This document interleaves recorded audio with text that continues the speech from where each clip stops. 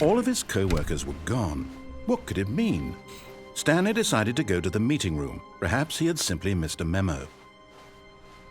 A good bucket, a strong bucket, a humble bucket, a committed bucket, a bucket of culture and distinction. Stanley clutched the bucket tightly to his chest and entered the... This was not the correct way to the meeting room, but Stanley had felt the bucket calling to him, telling him that the employee lounge was simply the place to be. And here it was. Had the bucket turned out to be correct? Was this better than the meeting room? Yes. Yes, Stanley thought. No, never mind. The bucket was wrong. No, Stanley took the door on his left to go back to the meeting room. No, said the bucket. Now. don't go to the meeting room. Go somewhere else. The cargo lift, yes. Good, Said the bucket. now ride the lift all the way to the unplug top. the phone. There's something up there I need you to do. Stanley did not question why or how this bucket was speaking to him. It should have alarmed him, of course, because buckets can't talk. But Stanley chose not to think about this obvious fact. He was firmly convinced that the bucket had spoken to him, and he unthinkingly did whatever the bucket asked.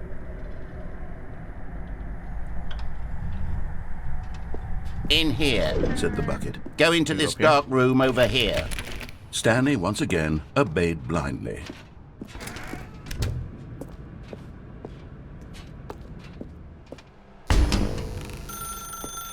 Now pick up the phone.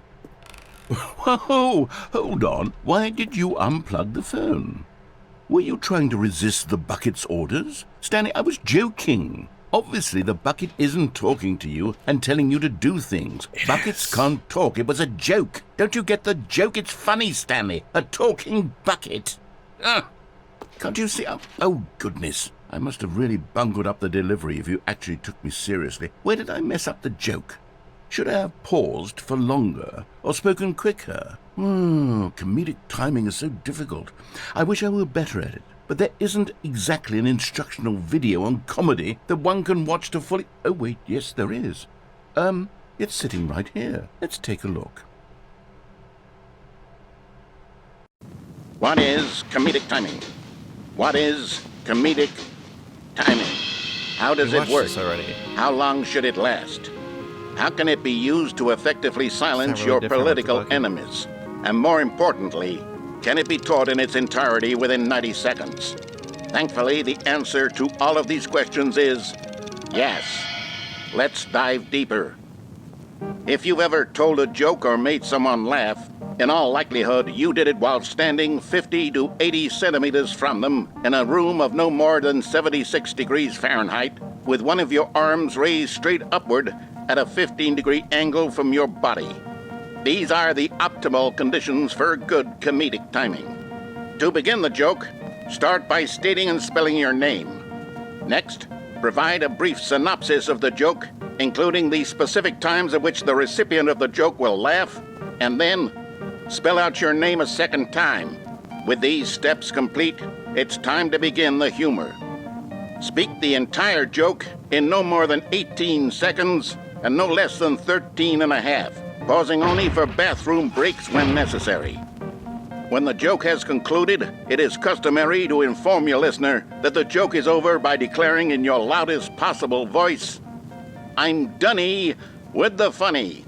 Let's practice screaming, "I'm Doney with the funny now." I'm Doney with the funny. Good. This saying is a perfect example of expectations management, which is the cornerstone of good comedy. Finally, it's time to hand out surveys. Collecting hard data from your audience on how rapt they were throughout the joke is the only way to grow or learn as a comedian. An effective survey should be no less than 10 pages long and should include the same question reprinted several times, just to ensure the survey taker is actually paying attention and not simply filling in answers at random.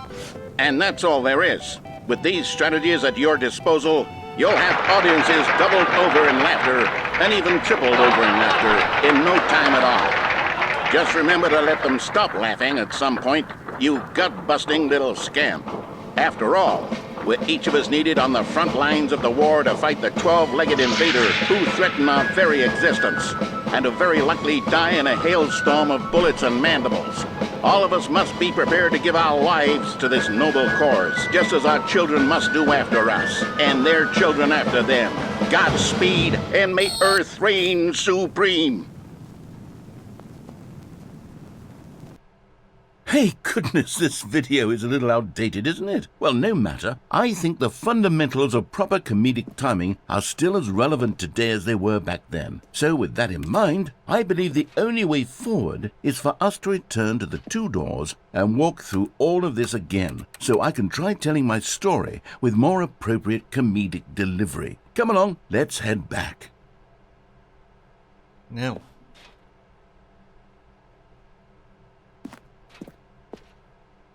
I don't want to...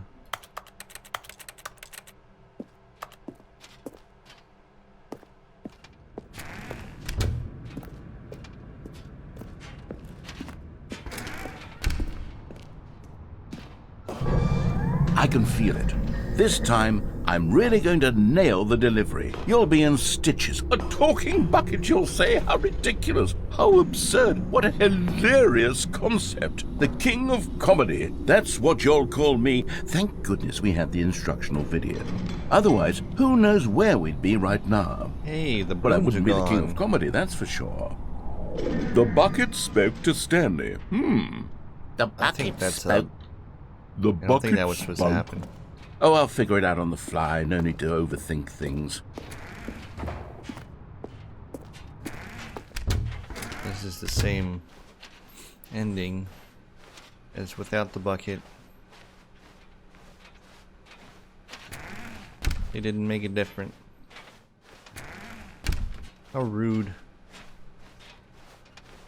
No balloons. Here we go. You ready? When Stanley and the bucket came to a set of two open doors, they entered the door on the left. Oh. No. You were supposed to go through the door on the right, leading back to the phone. Did you not even look at the instructional video? I think this is all covered very clearly. There's no way I can make the comedic timing work now. It's done. The joke is completely done and over. It's all your fault, Stanley. I'm going to be ridiculed in the community of other joke writers. I'm going to be shamed at every one of our meetings from now on. All because you couldn't watch a simple video and take a hint. Are you proud of yourself for bringing me down, Stanley? Are you proud? Here we go. You ready? When Stanley and the bucket came to a set of two open doors, they entered the door on the left. No. You were supposed to go through the door on the right, leading back. Here we go. You ready? When Stanley and the bucket came to a set of two open doors, they entered the door on the left.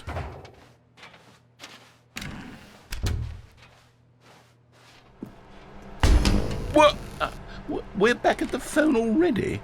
No. What's going on? There were supposed to be several rooms leading up to this.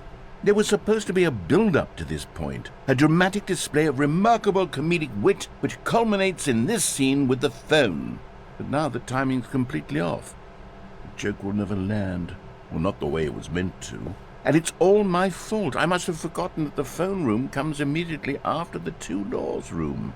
What an egregious mistake. I've made a fool of myself. I don't deserve the title of King of Comedy. I'm nothing. I'm not even the lowliest joke-telling whelp. I think I need to go back and rewatch that instructional video again. Yes, surely that will help me improve my...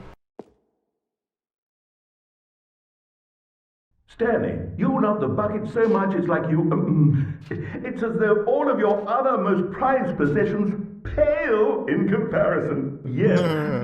Well, let me try that again, Stanley. I heard that you are pale with shame over how unabashedly in love with a bucket you are. No? Still not? Is it the delivery? Pale with shame. Pale with shame? Pale... What's another word to describe a bucket? Stanley, this bucket is so metal, I think I saw it playing guitar. No. We're getting away from making fun of Stanley's obsession with the bucket, which was the whole point of this. I'm no good at these jokes. I need more instructional videos. That's exactly what it is. That's what will make me the king of comedy again. More instructional videos. Let's see.